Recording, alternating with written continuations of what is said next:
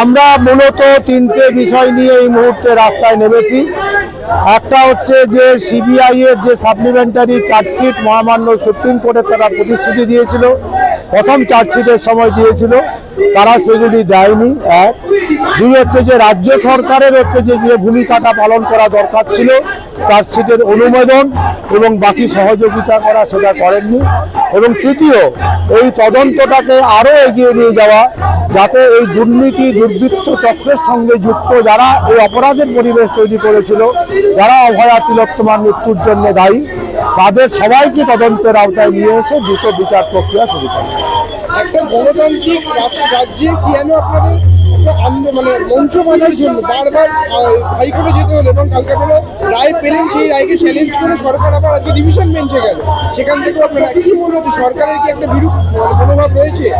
এটা অত্যন্ত লজ্জার, অত্যন্ত হতাশার বাংলার মানুষের কাছে যে এক তো আমরা আমাদের মেয়েটির বিচার পাইনি, তার তদন্ত প্রক্রিয়া নিয়ে প্রশ্ন উঠেছে, রাজ্য সরকারের ভূমিকা, পুলিশের ভূমিকা নিয়ে বহু প্রশ্ন উঠেছে, তার সদুত্তর পাইনি।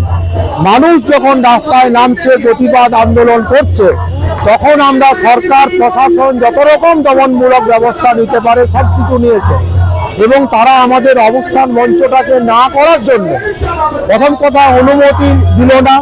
দ্বিতীয়, আমরা যখন মহামান্য হাইকোর্ট আমাদেরকে বললো এখানে করা যাবে, তারা আজকে সেটাকে চ্যালেঞ্জ করে আবার মহামান্য হাইকোর্টের কাছে গেছেন। কিন্তু আমরা এই মুহূর্তে আমাদের কাছে স্বস্তির খবর যে মহামান্য হাইকোর্ট অন্তত এই রাজ্যের পুলিশের এই যে আবেদন, গণতান্ত্রিক আন্দোলন করতে না দেওয়ার যে আবেদন, সেই আবেদনকে তারা কর্ণপাত করেননি এবং তারা আমাদেরকে এই অধিকার দিয়েছেন এখানে অবস্থান কর্মসূচি গ্রহণ করার। আমরা আমাদের এই আন্দোলন এখান থেকে এখন চালিয়ে যাব।